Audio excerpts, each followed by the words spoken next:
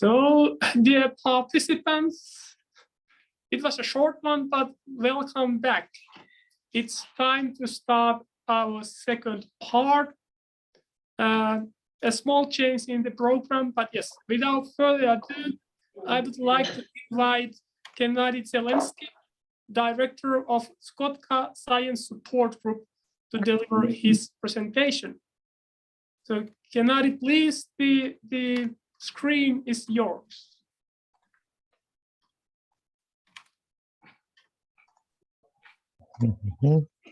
Hello. Видно экран? Пока нет. Can you see my screen? Can you please... Нажмите поделиться экраном. Perhaps you can press the button, share your screen. Yes, we can see that now.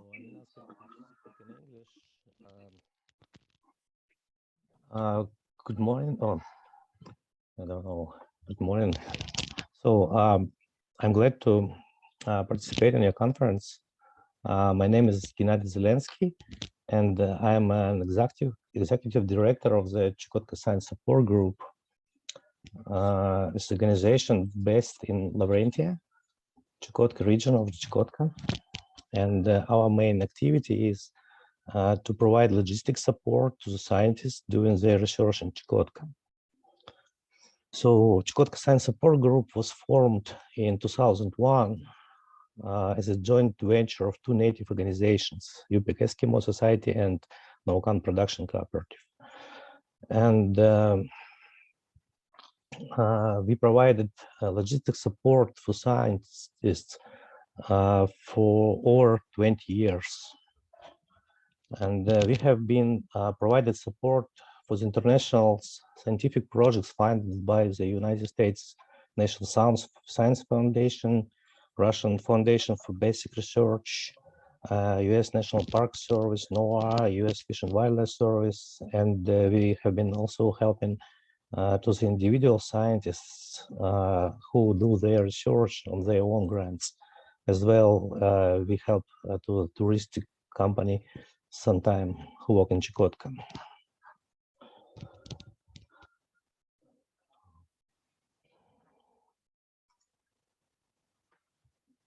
Okay, I would tell about some nuances about Chukotka. Chukotka is the most remote region of Russia, and we have no railways, roads, and other direct land communications with the entire of Russia. And you can get to Chukotka only by airplane or by the cruise ship as a tourist. So another is the capital of Chukotka, and the main point you can fly from some regions of Russia, and also some flights from Moscow, Yakutia, and Magadan, probably to Bilibino and Pevek. And if you need to get to other parts of Chukotka, you have to get to another first. Then you have to use local airline called Chukotka Avia, and this is only air company in Chukotka which has scheduled flights between the another and the regional centers of Chukotka, and between the regional centers and small villages. Besides the scheduled flight, you can also charter a flight, but it would cost a lot. Another option to get to other parts of Chukotka is a passenger ship, which goes from another to regional center during the summer. And one of the important knowledge about another, a town at the airport allocated on the different sides of another estuary. And you have to get a barge or boat or ferry in summertime, and in spring when ice get thin, and in autumn when sea starts freezing, you can get only by the helicopter. So most of the regional centers have airports which has gravel runway, and there are scheduled flights from those airports to the villages, but weather is not very stable, and people sometimes prefer to use boats or ATVs, all-terrain vehicles, to get to the villages. Weather in Chukotka is changing rapidly, and all kinds of transportations are pretty weather dependable.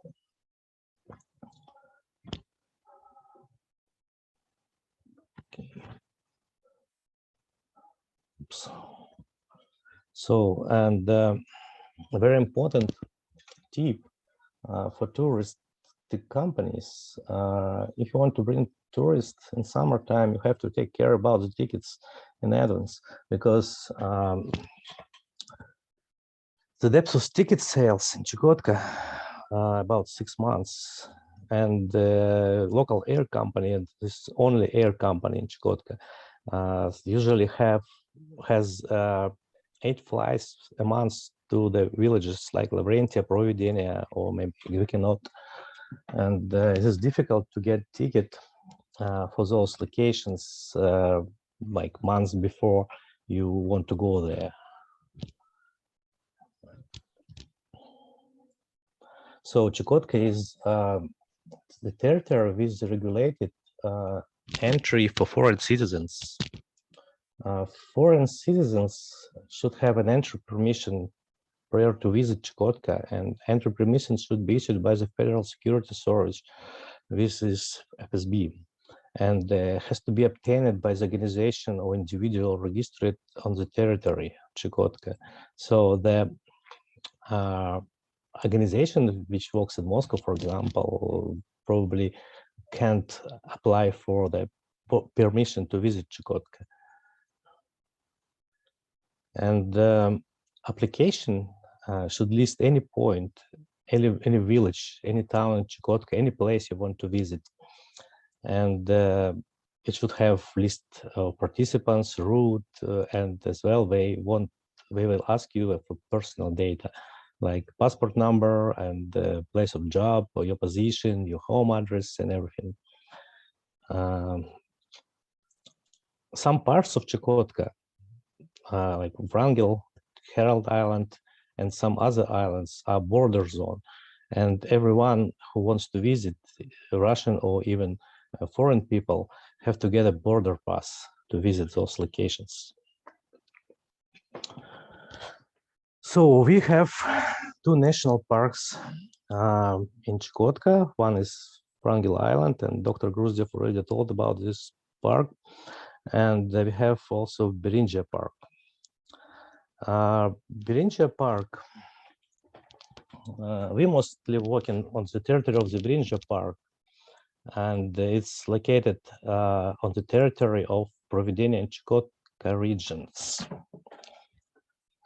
The visit of the territory of the Beringia Park is regulated by the rules of the park, and I believe you can find more information about those rules if you click on a website which both parks have. Before you go to the territory of the park, you have to contact to the park to obtain a permission to visit park. And Beringia Park has also a fee for tourists. It's not a big sum, it's about like 300 rubles per person. The presence of the inspector with the group sometimes required on some parts of the park, but not for all. The territory of the Beringia Park is located on 5 separated areas, and you can visit them, all of them, if you only have enough time, because they are located pretty far each other, and logistic between those areas is very, very difficult. Here's a link. I asked the director of the Beringia Park if I can share their presentation for participants of the conference. You can click on this link, and you will open the tour presentation for Beringia Park. So one of the objects of interest in Chukotka is native community. Chukotka is the land of Chukchi and Eskimo. Eskimo presented with Siberian Yupiks. Every village in Chukotka is native.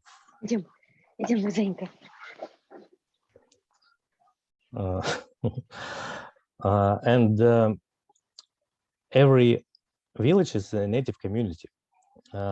Reindeer herding and traditional marine mammal hunt are most activities of the indigenous people of Chukotka.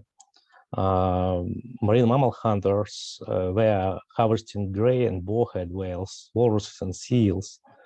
Meat and blubber were used for food and making souvenirs from walrus ivory and whale bones and baleen.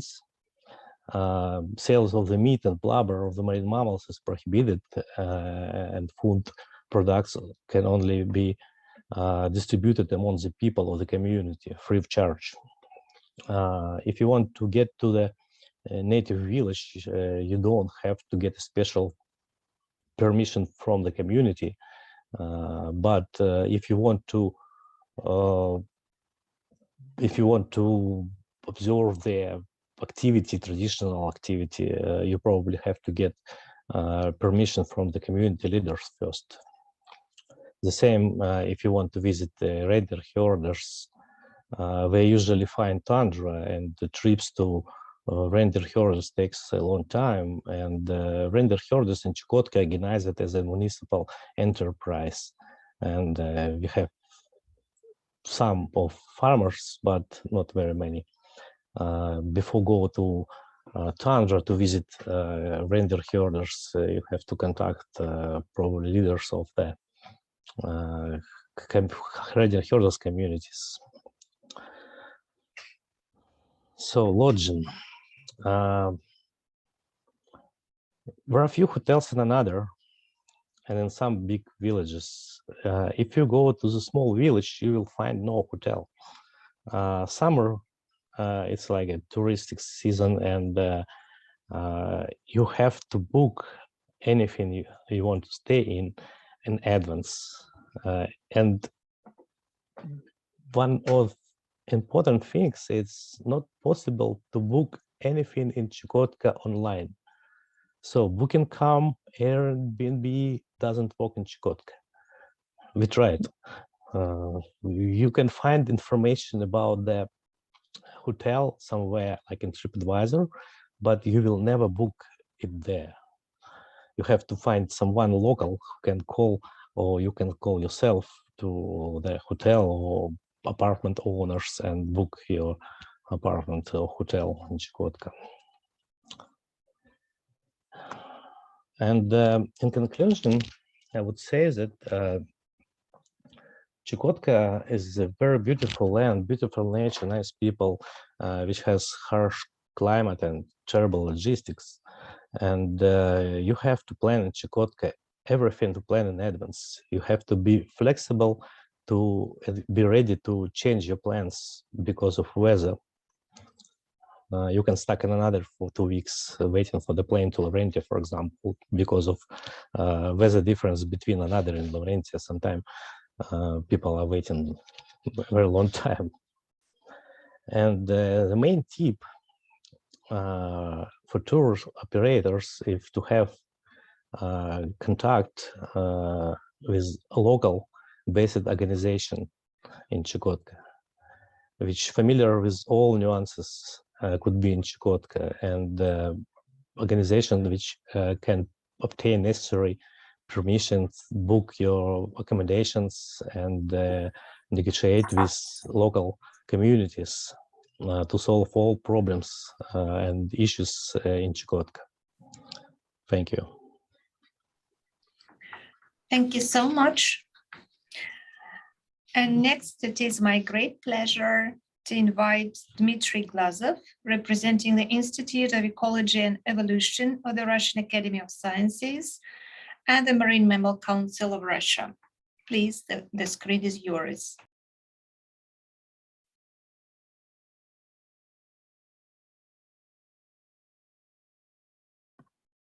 Добрый день, коллеги. Слышно ли меня? Good afternoon, colleagues. Can you hear me? Yes, we can hear you.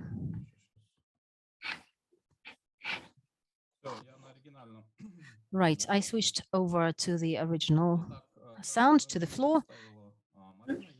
Marina has already introduced me. I indeed represent the Institute of Ecology and Evolution of the Russian Academy of Sciences. I also am the Executive Director of the Marine Mammal Council of Russia. I got something in the chat, so there's things. Yes, I'm attending to it. Could you please repeat that? Can you hear me? Hello, the speaker says. Dmitry, we can't hear you. Could you please repeat what you have been saying? Apparently there are problems with the sound. Can you hear me? Yes, we can hear you now.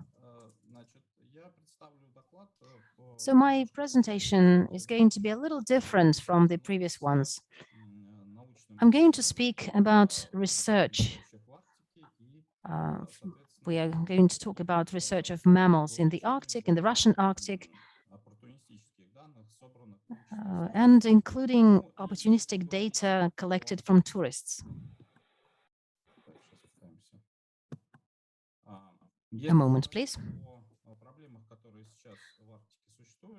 On the subject of various problems that we face in the Arctic, let me list them here. Climate change, change in the ice concentration. We have been seeing this trend for some decades already.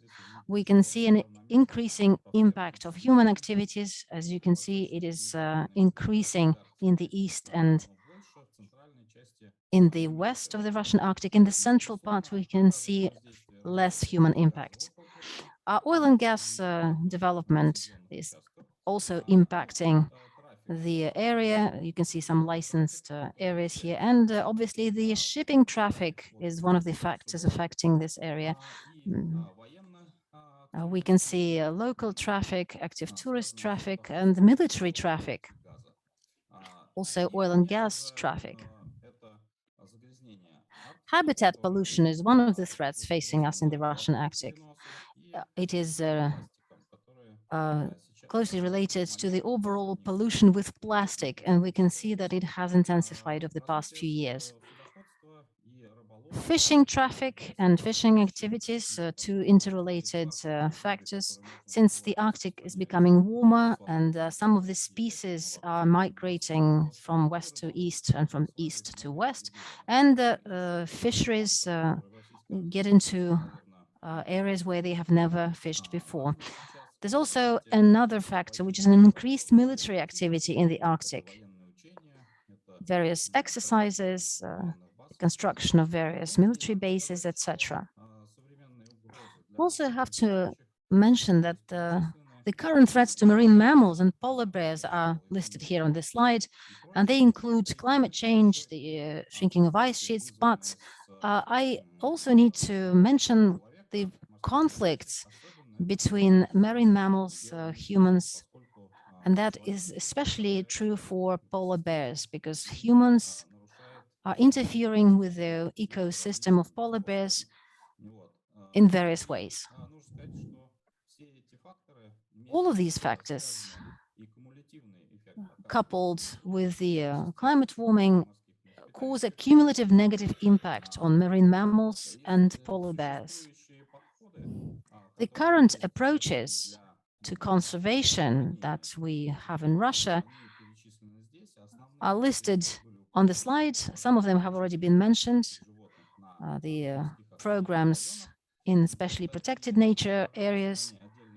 There are also programs for conservation of specific key species, which we call indicator species.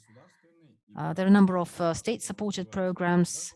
There are also some corporate programs for biodiversity conservation in the oil and gas sector.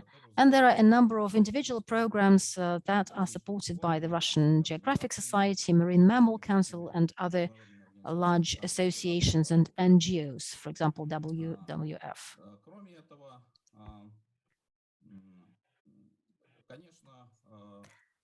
At the same time, we can see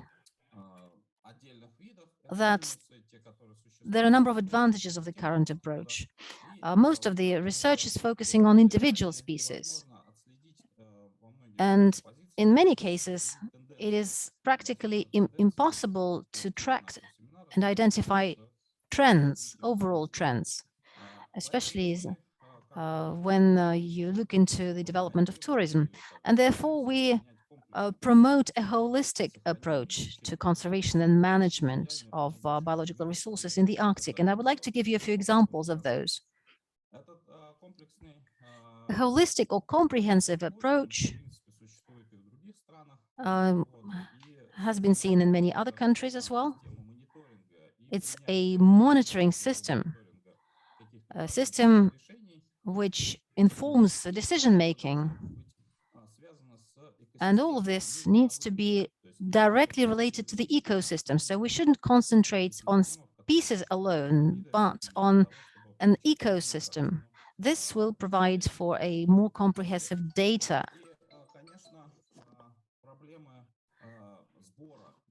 One of the problems that we face with regards to such approach is data collection. In order to have detailed and accurate data, one has to collect them in the right way. They come from different sources. In many cases, data is made available through cooperation between different groups. In some cases, because of the corporate programs, because of the specific rules that apply to such data dissemination, the data is closed.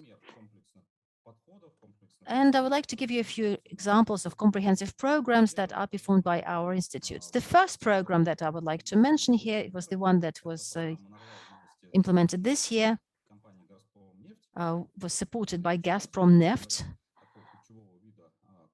The program for studies of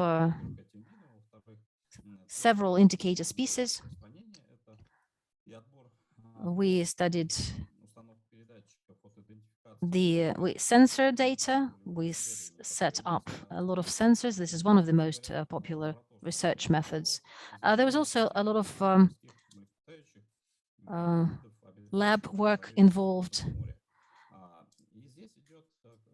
And the program covered the Barents Sea.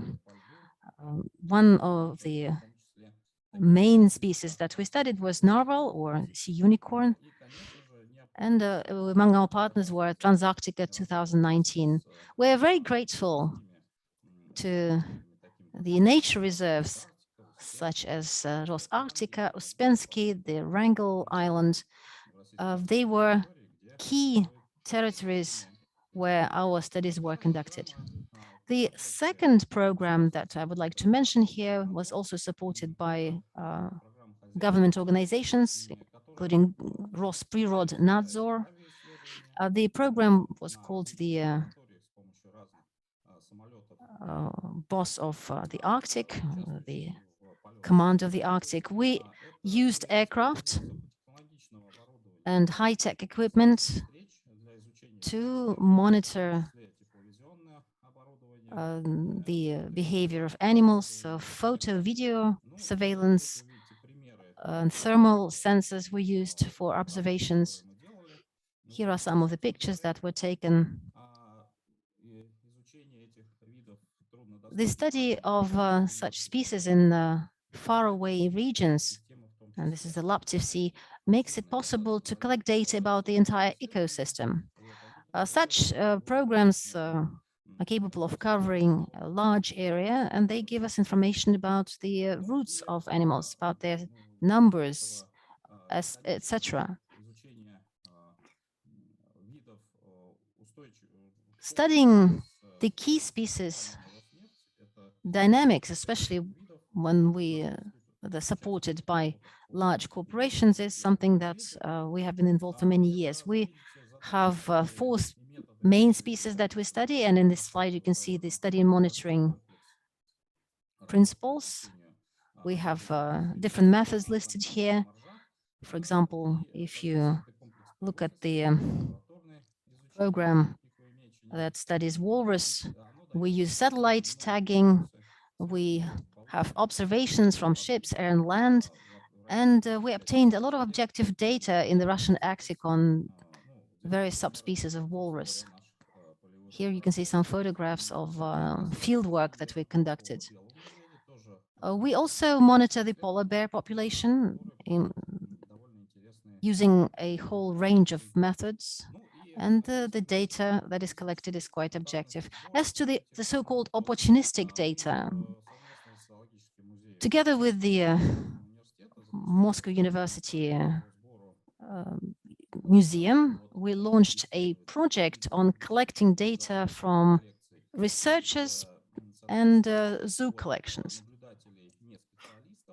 We include data from non-professional observers. There's a portal that was set up, and it tries to collect as much information as possible on the distribution of mammals in the Russian Federation. And we provide free access to this information, although it is prioritized. So there's a certain degree of monitoring and moderation that is used for all data published on this portal. The data comes from different sources. There are a lot of databases in the world that collect data from non-professional observers, but this is the first effort of this kind in Russia. We started working on this when we compiled the Atlas of Mammal Distribution in the European part of Russia. We collected information about the European part of Russia to be included in the overall European system. This is what our portal looks like. Есть определенные задачи проекта. Ну и здесь вы видите, значит, саму карту. Here you can also see the map demonstrating the spread of specific species, and you can also keep track of the population in the European part of Russia. And this is our approach to ranking of the population spread.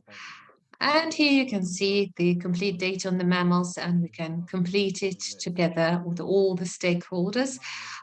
We also have some loopholes and blank spots in our knowledge in Siberia, though, as you can see it from this map, and there is a clear lack of research on the population on the marine mammals.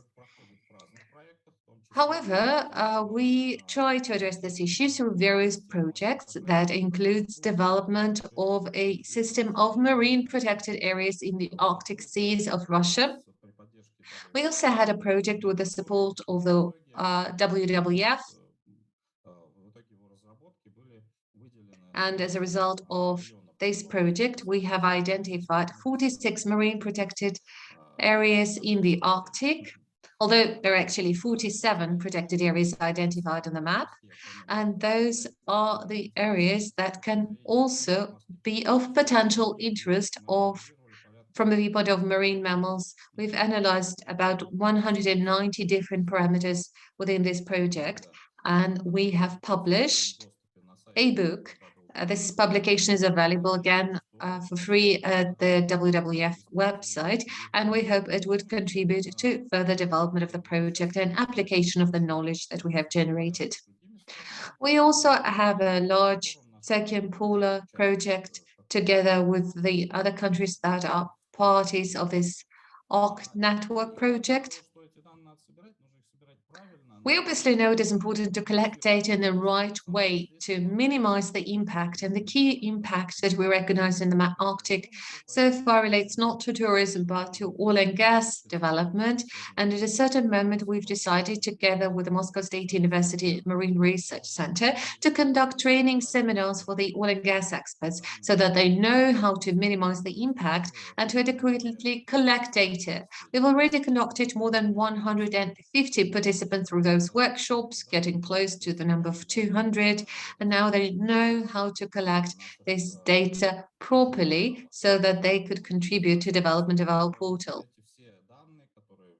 And finally, all this data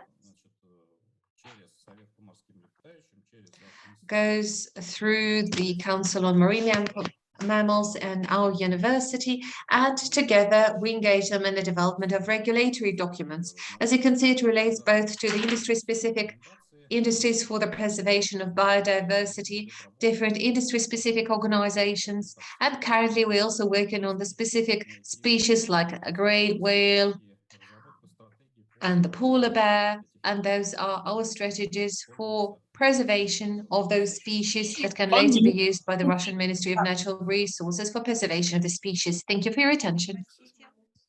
Что? Все в порядке, I'm извините. done now. Да, я закончил. Спасибо I большое. finished my presentation. Мы слушаем синхронный перевод, поэтому с Thank you небольшим... very much. Okay, thank you. There's an Sorry, you're muted. We can't hear you. Там есть вопросы. It looks like there are some questions in the chat. For you, we will deal with them. Maybe you can answer them during the question and answer session. Okay, no problem.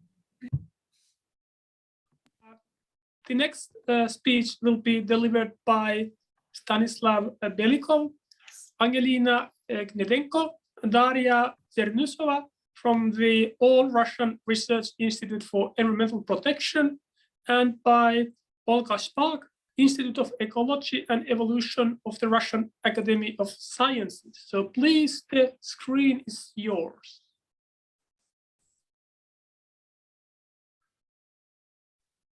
Stanislav Yegorovich.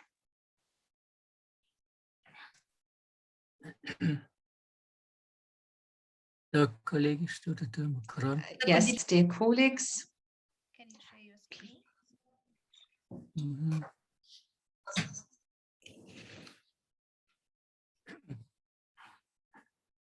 Коллеги, меня хорошо слышите?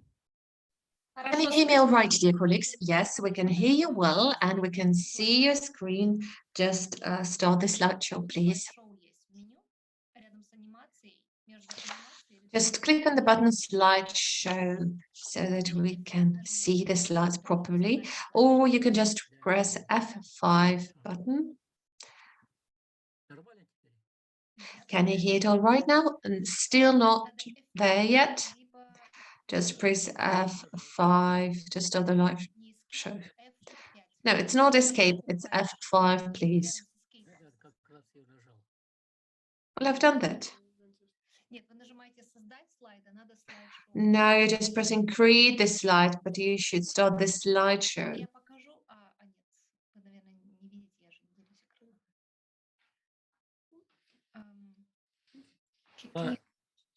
Ангелина, может быть, я тогда попрошу Ангелину начать пока сейчас.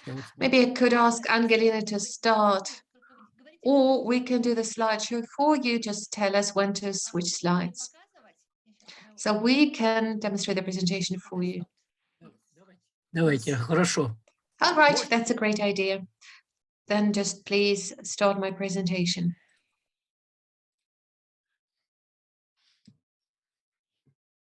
Можно начинать? Да, начинайте. Can I start? Yes, please. You may start now. You can start. Можете начинать. Угу. All right. So, dear colleagues, I'm very happy to present to you. I'm sorry, will you be speaking Russian or English? I'll be speaking Russian. So, dear colleagues, it is my pleasure to present a report covering the impact of tourism on the polar bear and the Okhotsk Sea population of the Bowhead whale. Well, the second part of the presentation was supposed to be delivered by Olga Shpak. Unfortunately, Olga is not with us. She's on a work trip at the moment in a location where she doesn't have stable internet connection. Therefore, she requested me to cover her part as well. Let's move to the next slide, please. And next slide, please.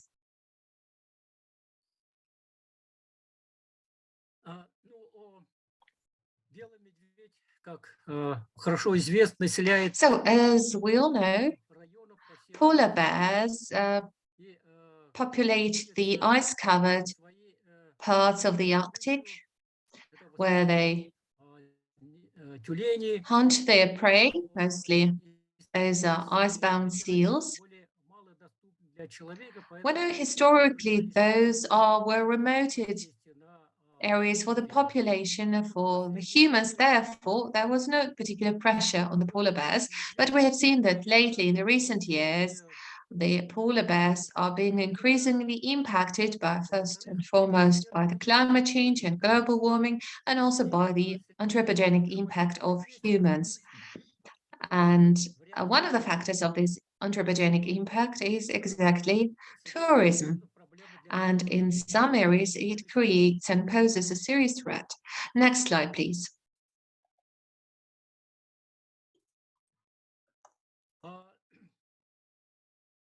Ну, вот в тех районах, где люди сталкиваются с белым медведем, in the areas where humans are likely to encounter polar bears, and those are primarily tourists,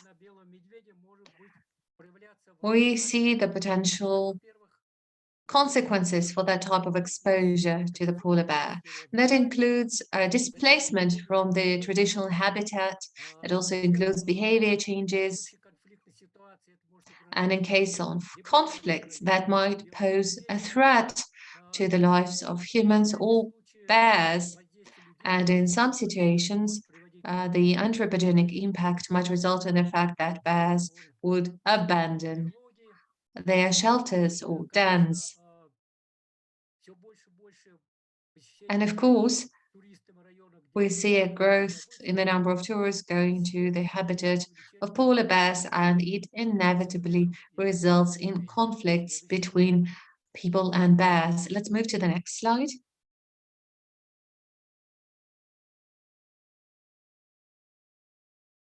Next slide, please. Thank you.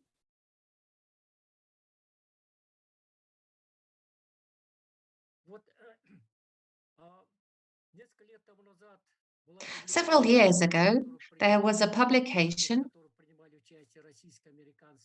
where Russian and US experts were engaged.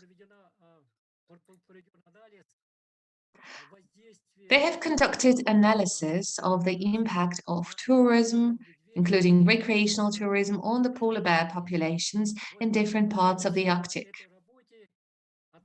Based on this publication and a number of other sources of information, a group of experts of the IUCN Polar Bear Specialist Group had an online meeting. It took place in June 2021, and there they tried to assess the situation, and they have adopted a resolution.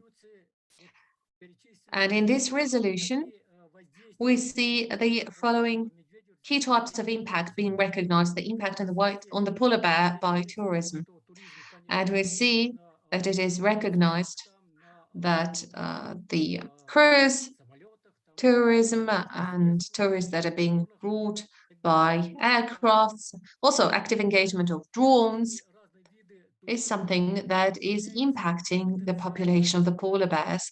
And those are the factors that can potentially pose a threat to the polar bears.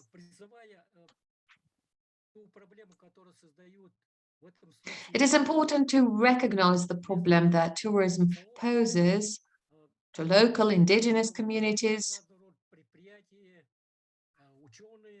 It is also important that we bring attention of the business community and primarily the scientific community to this fact. We need to make sure that we mitigate the potential impact, negative impact of the human-bear interaction. We need to play it down to the level where it does not pose any threat either to humans or to the bears. It is also recognized that as a result of the global warming, the ice cover in the Arctic is being reduced. As a result, the population of the polar bears is also being reduced. They need to reside to the land territory, and there they are frequently put under stress. They face a shortage of food, and as a result, there is again increased likelihood of conflicts between people and bears. Next slide, please.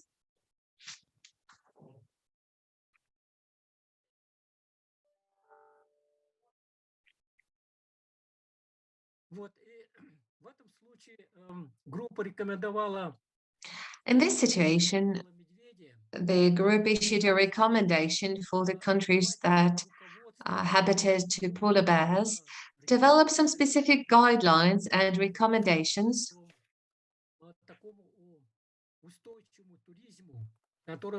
for development of sustainable tourism that wouldn't pose a threat either to the bears or to humans whenever they come to contact one another.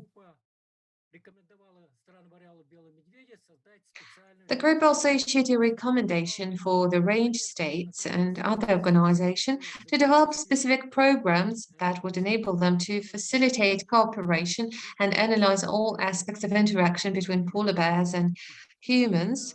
So it is important to develop specific guidelines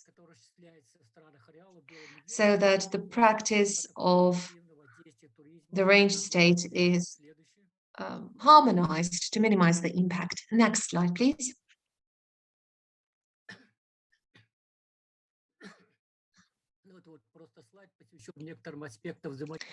And here is a slide illustrating just some aspects of interactions between humans and polar bears. You can see examples of different types of tourism with the use of marine vessels, snowmobiles, and other options. Next slide, please.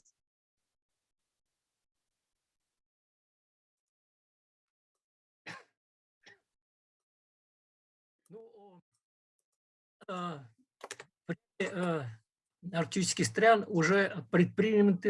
number of Arctic countries are already paying effort to minimize the negative impact of anthropogenic load on the polar bears and Arctic in general. Well, here we can see some examples of Svalbard, where there are specific snowmobile routes developed, and it is necessary to stick to those routes. Those are the only areas allowed for transportation on snowmobiles. And we also see that there are strong rules in place to protect the polar bear from any kind of disturbances. Another example is Alaska. And there, the Arctic Wildlife Refuge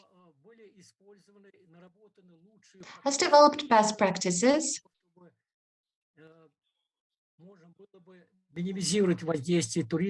to minimize the impact of tourism on polar bears. So those rules are best practices are complied with. And here you can see a photo based on the Wrangel Island. We've just heard Alexander Gruzdev making a presentation before, and here you can see the polar bears visiting Ushakovsky village, and we see a female with her bears very close in the direct proximity of one of the cabins, and that happens relatively frequently. Polar bears are coming extremely close to the accommodation sites. And of course, we have to address this risk, especially when they come to the location where tourists live. Can we move to the next slide, please? The next slide, yeah, thank you.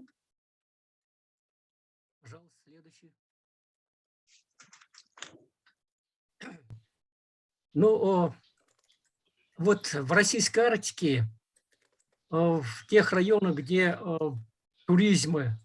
In the Russian Arctic, in the regions where tourism is developing particularly actively, we see that there are measures being taken on the regional and federal level to develop guidelines and recommendations to reduce the negative impact of anthropogenic load on the polar bears. But virtually only in the Arctic nature reserves, those rules are complied with. Although even there are some discrepancies and some problems that my colleagues from the Wrangel Island and Kronotsky nature reserves were talking about. Сколько достаточно те меры, которые предприняты? However, the question is whether those measures are enough in those reserves so that we can really mitigate the human negative impact on the polar bear. The next slide, please.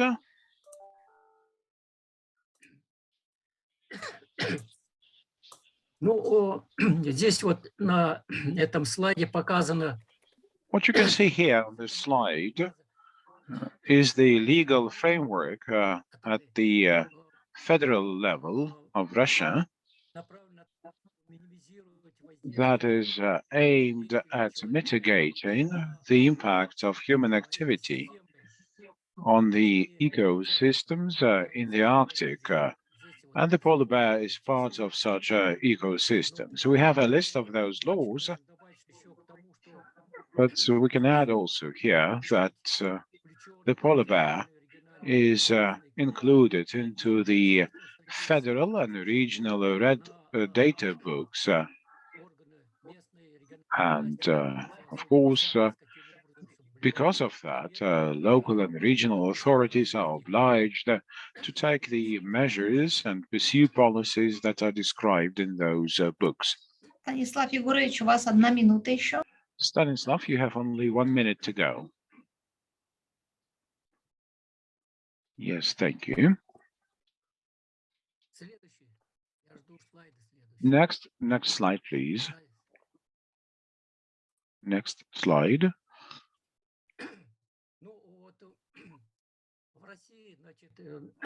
Well, in Russia, as I mentioned before, the polar bear is included into the federal biological diversity conservation programs and ecosystem development. And in accordance with the Ministry of Natural Resources and Ecology of Russia, an expert group was established which also developed a roadmap and a strategy for the conservation of polar bears in the Russian Federation, with many actions being taken under that strategy to minimize the human impact on the polar bear, including the impact from tourism. And this is of particular focus of that effort. Next, please.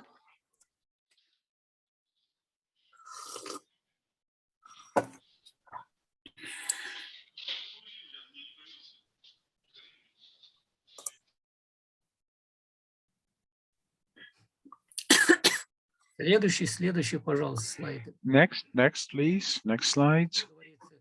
It's just a description of the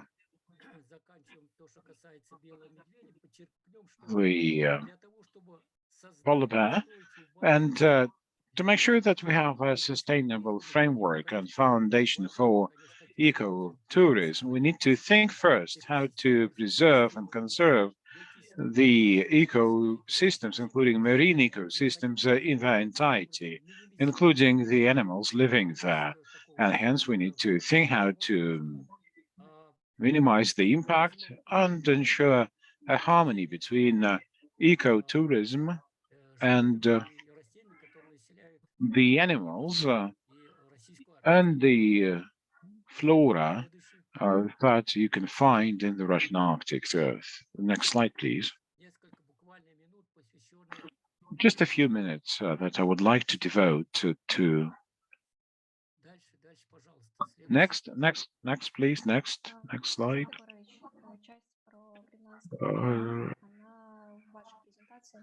Stanislav, the part about the whale,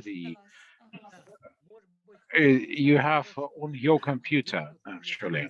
Perhaps Angelina can show a few more slides that are devoted to that part of my presentation. Unfortunately, we don't have time for that at all, but I would like to take maybe a couple of minutes about the whale. Perhaps Angelina can help me with that to describe the bowhead whale. Just a few minutes. Angelina may be able to show the slides and describe that. Marina, do we have a few more minutes for that so that we can demonstrate a couple of slides only? Unfortunately, you do not have time. You are already over your time. Maybe we will be able to accommodate your slides a bit later, so that perhaps we should continue. Okay, then. Maybe now or later, Angelina can present that. Thank you. It is a pleasure No. to invite Professor Mari Koyano from Hokkaido University, Graduate School of Law. Koyano Sensei, please, the screen is yours. Good afternoon, everybody. I'm Mari Koyano from Hokkaido University, Graduate School of Law. And thank you very much for this great opportunity. And I'm terribly sorry because I had rather a private urgent issue, and I was not able to translate my slides into English. So all those, just the titles are only in English. May I start? Can you hear me? Can you hear me okay? Great. Yeah, 聞こえます、先生。 Yes, we can hear you. Okay, let me share my screen.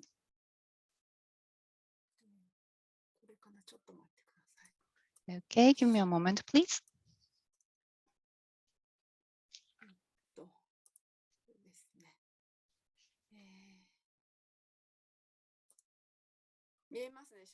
Do you see my screen? Do you see? We can see your screen. Can you start the slideshow? Can you see? 見えます。スライド Yes, ショー we can see your screen. はい。 If you can just start the slideshow. I am my specialty is international law at Hokkaido University. I'm Koyano Mari. And in the international law, especially I'm focusing on the environmental issues. And today, I'd like to talk about the significance of transboundary frameworks for the environmental cooperation in Northeast Asia. And my presentation will be very brief. So far, we've been hearing great presentations, and it's been discussed what we should do for the negative impact to Russia. And for that, what kind of frameworks are already available between Russia and Japan for environmental preservation, and what are the issues? So I'd like to briefly talk about them. And first, between the Russia and Japan, here are the environmental issues and the risks for transboundary environmental problems. For instance, first is about the degradation of marine environment and also ecosystem. And that because of the drift waste from the rivers, and also the Sakhalin continent shelf has the risks for the oil leakage from the oil and the gas development, and also tankers. And also the fishery resources are declining because of the drift waste, and also the rise in the ocean temperature. And also there are some competitions between the fishery and also the migrant mammals, marine mammals for feed competition. And also there are the degradation of the migratory species and rare species, and also biodiversity has been decreasing. And in Japan, especially about the migratory birds from Russia to Japan, they are quite a rare species, and those have sometimes hit the wind power generation plants. And also there are the destruction of the habitat because of the global warming and also economic development. And these situations are going to be worsening because of the economic development for the future.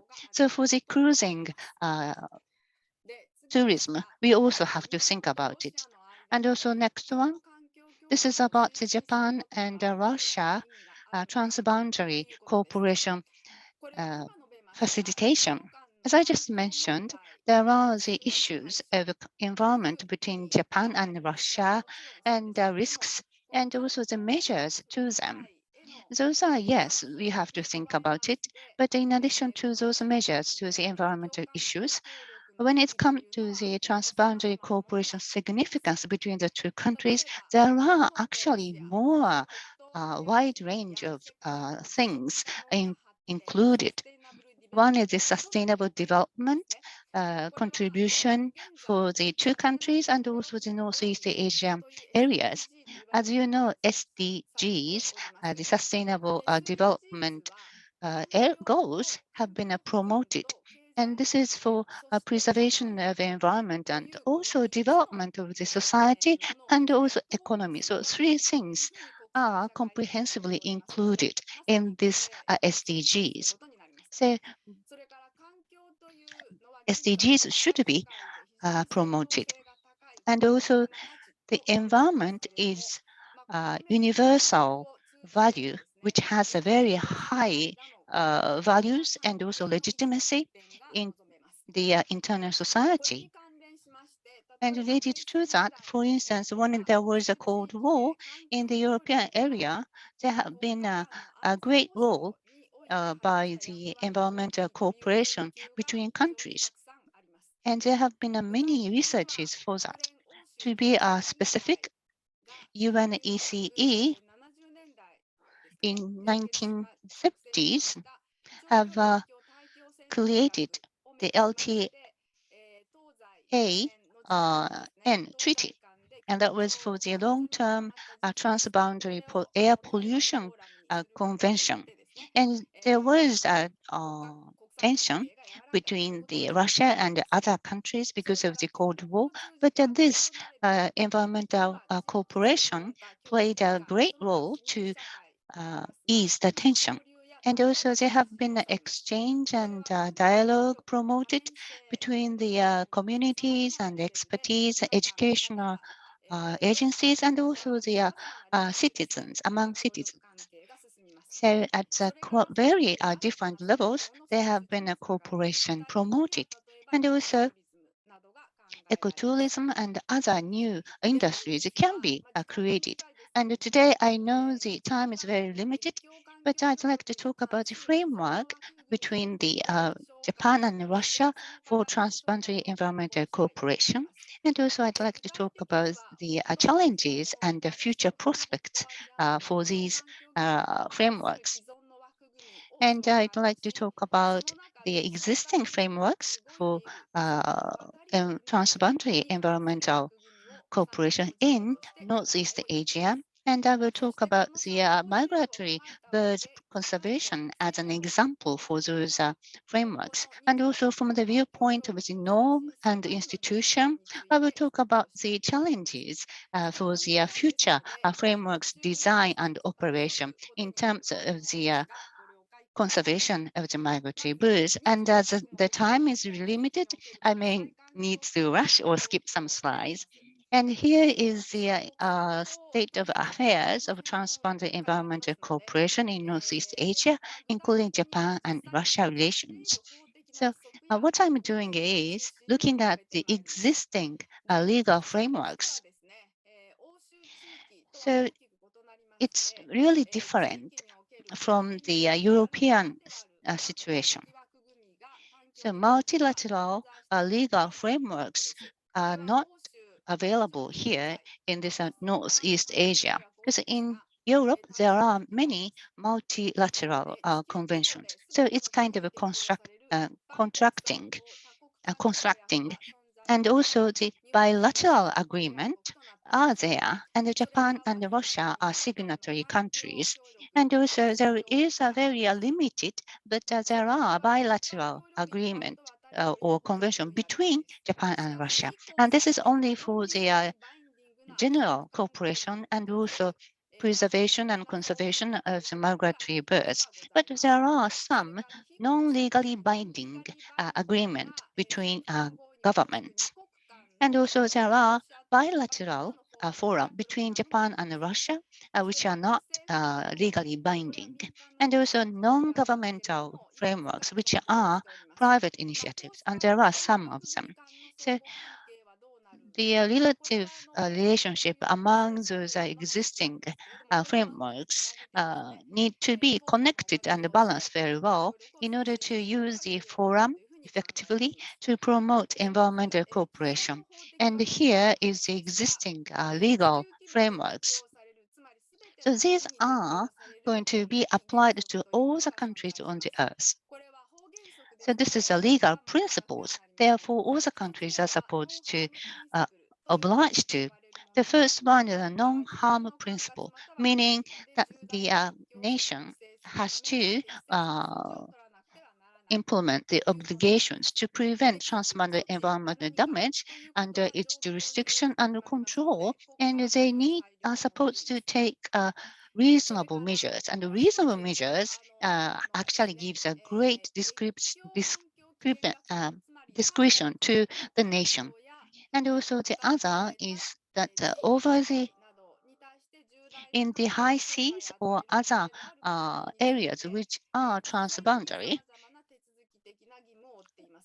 if they are going to be damaged, and that is already foreseen, then each country has to oblige to notify prior and also consult with the potential affected countries and EIA, that is environmental impact assessment. This is also obliged for all those countries. And for that, the countries have to consider the impact to the potentially affected countries. And if there are any emergency, then the notification is also mandatory. But still, these are quite a general in content. Therefore, the state or country has to will have a great discretion. And there have been rulings by the international laws, and these are still sometimes ongoing as a dispute. And here is the Japan and Russia. Excuse me. This is the global environmental treaties which are applied to Japan and Russia. Now, for instance, the Paris Agreement that is applied to both countries and to Japan, and also the Marine Environmental Protection, and also the UN Marine Convention and Mammal Convention, and also for biodiversity, there are related conventions, and also Ramsar Convention for the wetland protection. And also there are World Heritage Convention as well. And for the fisheries management, we've been seeing some approaches to protect the biodiversity in the sea. And also nuclear safety is another which has conventions. And those conventions, including the accidents by the nuclear power plants, and also the radioactive waste treatment. And Japan and Russia both are supposed to apply to them. And what are the agreements between the two countries? And there are not so many, and all of them are quite the general ones. The first one is the Japan-Russia Agreement for Environmental Cooperation, which was concluded in 1991. And I will talk about them briefly later, but this is general. And actually, both of the countries are obliged to promote it. So they are supposed to have the meetings on a regular basis to discuss the issues for the related to two countries. And this another one that is a conservation of migratory birds, which was quite a long history. And China, the United States, Australia, and are also the counterparts with, for Japan, and also for the China as well, excluding America. And here is the existing frameworks and programs. And one is the Northeast Asian sub-regional program for environmental cooperation. And that includes Japan, China, Mongolia, and South Korea. And also individual ones, and that is the UNEP, a regional program, Northwest Pacific Action Plan. So that is available. 5 minutes left. それから、はい、わかりました。から既存 Okay, の制 understood. 5 minutes. And here are the non-legally binding agreement between the government. Here is one that is a Japan-Russia program on cooperation for the nature conservation of neighboring regions. So that covers the 4 northern islands. And I actually visited there too. But last year and this year, there were no tour to there because of the COVID-19. And every year, workshop and a symposium were held for the scientific experts exchange. And the Japan, China, and the Japan, South Korea, and the Japan, China, South Korea have the similar ones, but this Japan, Russia one is not that active. And among Okhotsk consortium, this is a private sector's one.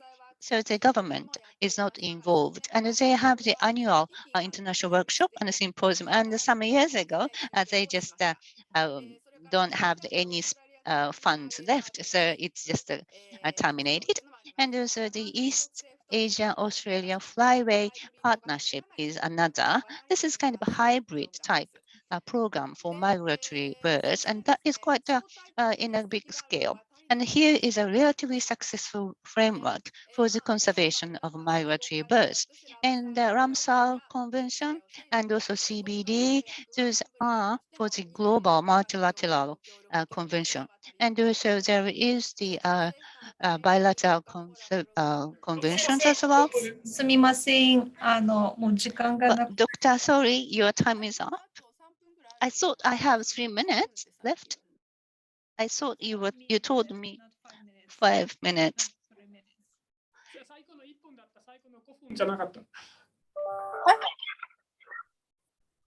So there was the 1 minute warning, not a 5 minute. 1 minute warning、わかりました。はいはい、わかりました。すみません。じゃあちょっと飛 Oh, ばします。 excuse me, then I'm going to skip some of them.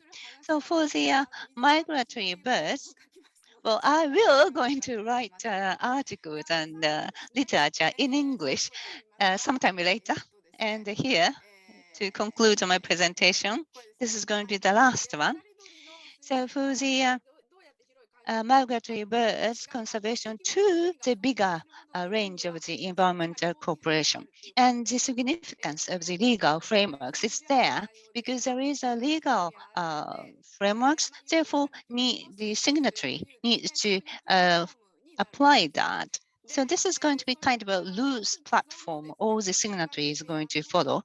And there are existing legal frameworks and the forum and the programs, and those need to be well related to each other. And all of them are actually mainly related to the cooperation and extract among experts and scientists. And the results and also reports have to be incorporated in the government measures. And actually, after the 2006, there hasn't been discussions between the Russia and Japan for this environmental cooperation legal frameworks. And going forward, the important thing is the two countries have the limited available resources, and also it has the existing frameworks, and how to promote cooperation in a rational manner. That is very important. And also another important thing is to utilize existing cooperative frameworks in a better manner. And the organic supplement relationship between the two countries need to be created. And with that background, how each country can give an input to each other for what they are doing. And when it comes to the fruit, there are some environmental issues and also ecotourism. Those are also included in this landscape. So the Japan-Russia Environmental Cooperation Agreement and also other EIA activities have to be considered and they have to be discussed by the government as well. And also the diversified stakeholders' role is very important as well, including municipalities, companies, and researchers and educational institutions. And also a vital issue needs to have a win-win relationship. So that means the sustainable development will have an important place in it, especially with the Hokkaido and also Far East region. I need to seek for win-win relationship with economic development. And this is quite important. And for that, like myself, the social scientists who are measuring in policies and institutions need to discuss this and also search more. And also the activities need to be reflected in the framework design, and that's research is needed. And also the promotion of the productive dialogue between researchers and the practitioners, including the municipalities and the corporations, are needed. I'm sorry, I just ran out of my time. And I skipped the migratory birds part, and thank you very much.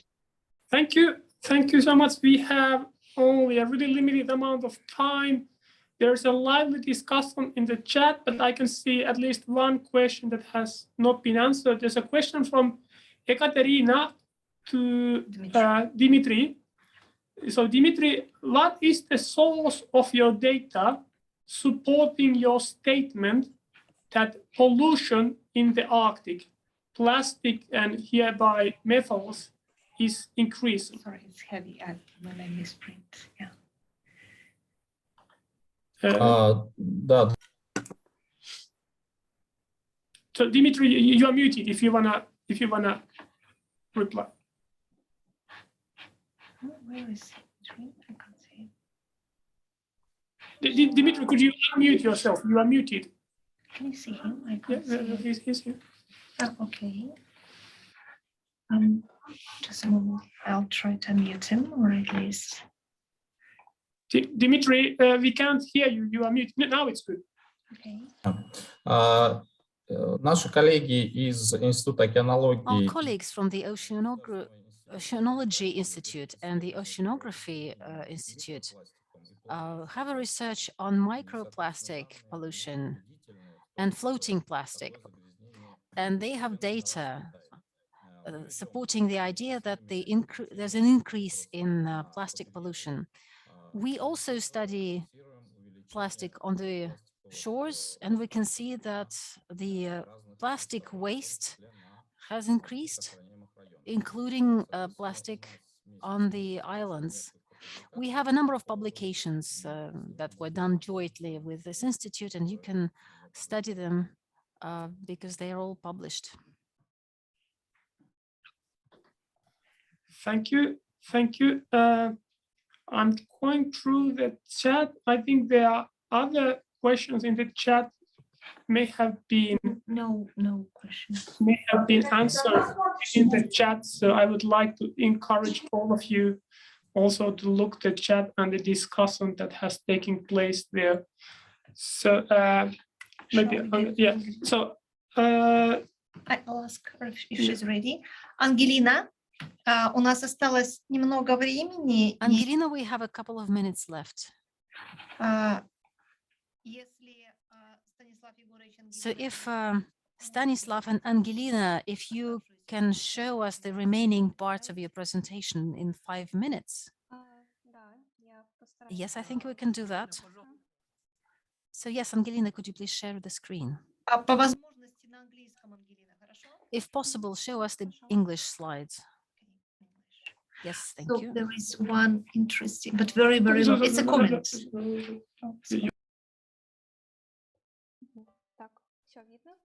Can you see my slides? Can you hear me? Yeah, we can see your slides. I cannot see you. Yeah. Yes, we can hear you very well. So please continue. The Bowhead whales of the Okhotsk Sea comprises small, isolated population, which occupies the southernmost region of the species range. The main problem is that Shandor Islands,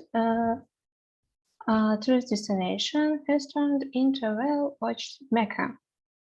2 years ago, Ray and small Russian tourist group have visited the area to see the remote and mystic Shantar Islands, where mammals were hardly mentioned as attraction.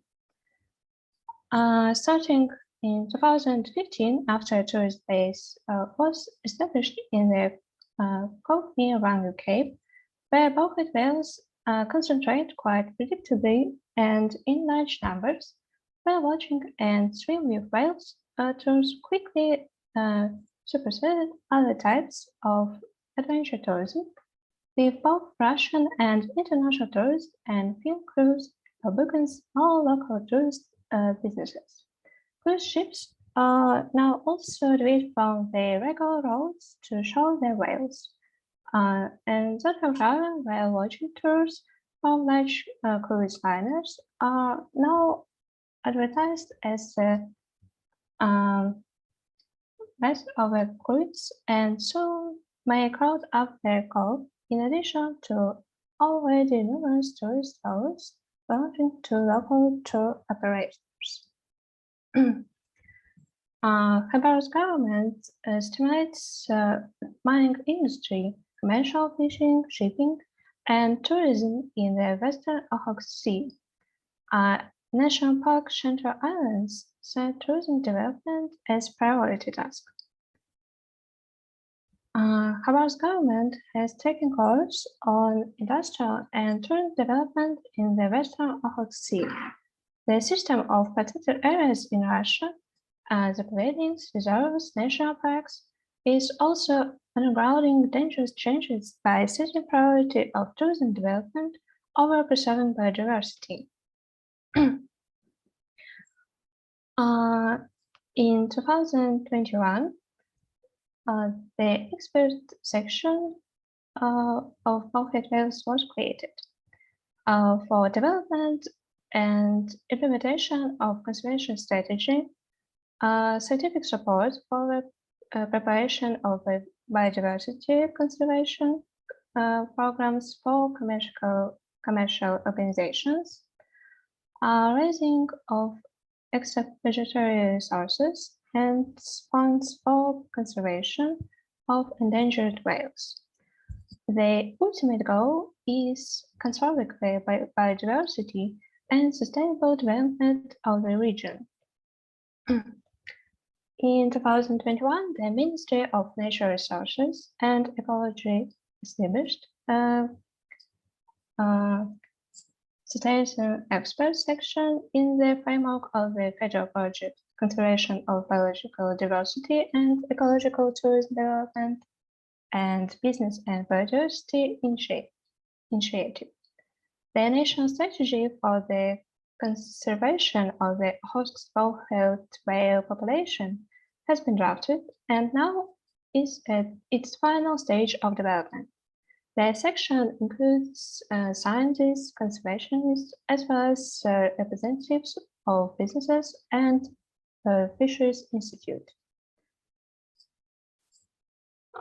From 2020, was started projects funded by WWF Russia in order to define critical habitats. Одна минута еще, извините. You only have 1 minute left. Okay, assessing tourist activities and impacts and other goals. Conservation actions in relation to fast developing tourism must be taken responsibly and urgently. The following actions should be considered as priority for development and implementation. It is important to set a constructive dialogue with the whale watching operators because their business is inseparable from the well-being of the bowhead whale population. If the whales leave, these businesses will die. And thank you all for your attention. Thank you so much. Encourage everybody to go to the chat. There's also an interesting posting referring to the activities of the Association of the Arctic Expedition Cruise Operators, ICO. But now I think it's time to wrap up. Yes. Next, Professor Masato Tanaka from Hokkaido University Arctic Research Center will close this session. After his remarks, we will make a few. では、ディスカッション終了したいと思います。次は、北海道大学北極域研究センターの田中正人教授より閉会のご挨拶をいただきます。その後、事務局より連絡がございます。田中先生、よろしくお願いします。第12回北極域オープンセミナーとその連携国際ワークショップ太平洋北極圏における持続可能な Thank you very much for participating in online workshop, the development of sustainable cruise industry in the Pacific Arctic, past developments and the future prospects in cooperation with 12th JARC Net Seminar, Open Seminar.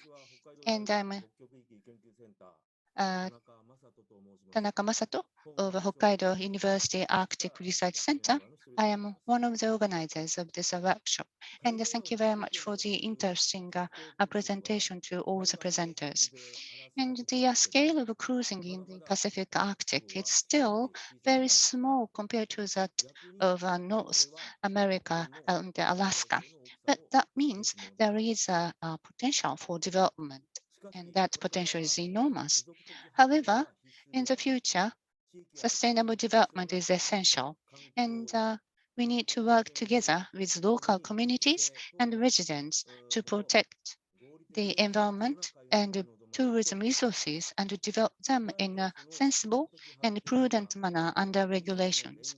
In addition, for its sustainable development, cooperation and collaboration between Japan and Russia will be indispensable.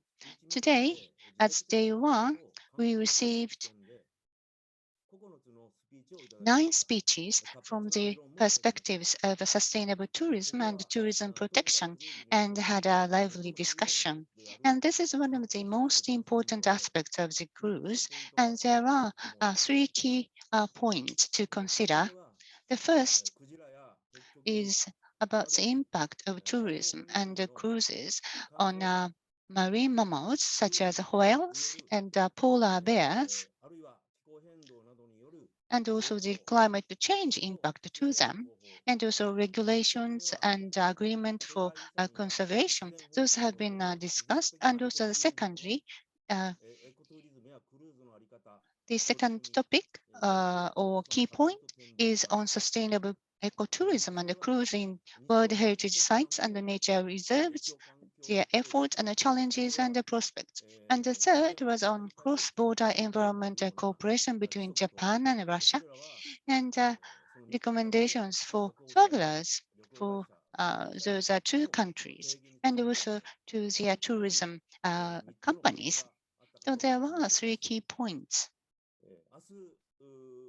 Tomorrow, on the second day,